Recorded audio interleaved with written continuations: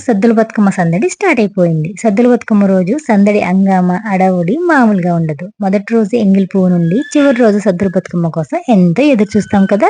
ఇక ఉదయాన్నే పూజ చేసుకొని పనులు స్టార్ట్ చేసుకున్నాను. మనం ఏ ప్లేట్‌లో అయితే బతుకమ్మను పేర్చుకుంటామో, ఆ ప్లేట్‌లో ముందుగా పసుపు, కుంకుమ వేసుకొని దండం పెట్టుకొని బతుకమ్మనైతే స్టార్ట్ చేసుకుంటాము. మొదటి వరుసలో అయితే నేను టేకు పూలు పెట్టుకున్నాను. ఇలా మధ్య మధ్యలో ఆకులు వేసుకుంటూ పూలతో బతుకమ్మను పేర్చుకోవాలి. అలా అయితే బతుకమ్మ పూలన్నీ చాలా స్టిఫ్‌గా ఉంటాయన్నమాట. బతుకమ్మ కదలకుండా మంచిగా ఉంటుంది. ఇంకా రెండో వరుసలో అయితే తంగేడు పూలు పెట్టుకున్నాను. తంగేడు పూల తర్వాత మూడో వరుసలో అయితే ఎర్ర బంతి పూలు పెట్టుకున్నాను 2 స్టెప్పులుగా. నాలుగో వరుసలో అయితే పసుపు కలర్ బంతి పూలు పెట్టుకున్నాను.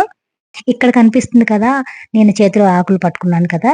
ఇది నేను ఇంతకుముందు వీడియోలో చెప్పాను. ఎంపల చెట్టు అని అమ్మవారికి చాలా ఇష్టమైన చెట్టనమాట గౌరమ్మకి.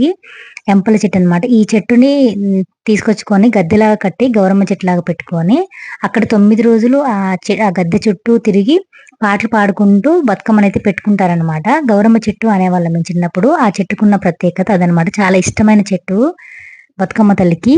తెల్ల గునుగు పూలు దొరకలేదనమాట. అడవి గునుగు పూలు. కానీ ఇక్కడ ఎర్ర గునుగు పూలు కనిపిస్తున్నాయి కదా! ఈ పూలయితే మా అమ్మోళ్ళ ఇంటి దగ్గర ఉన్నాయి. అక్కడ తీసుకొచ్చాను. నా చిన్న బతుకమ్మ కూడా నేను పేర్చుకుంటున్నాను.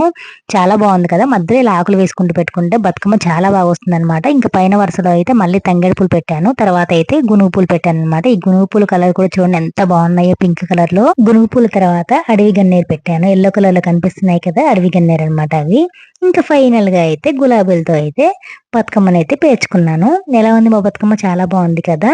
ఇంకా బతుకమ్మనైతే ప్రతిసారి ఎప్పుడు పేర్చుకున్నా మా అక్క నేనే పేరుస్తామనమాట. మా అక్క చాలా బాగా పేరుస్తుంది. మా బతుకమ్మ ఎలా ఉందో కామెంట్ చేయండి. నెక్స్ట్ వీడియో కోసం వెయిట్ చేయండి. థ్యాంక్ యూ సో మచ్ అందరికి. Bye bye.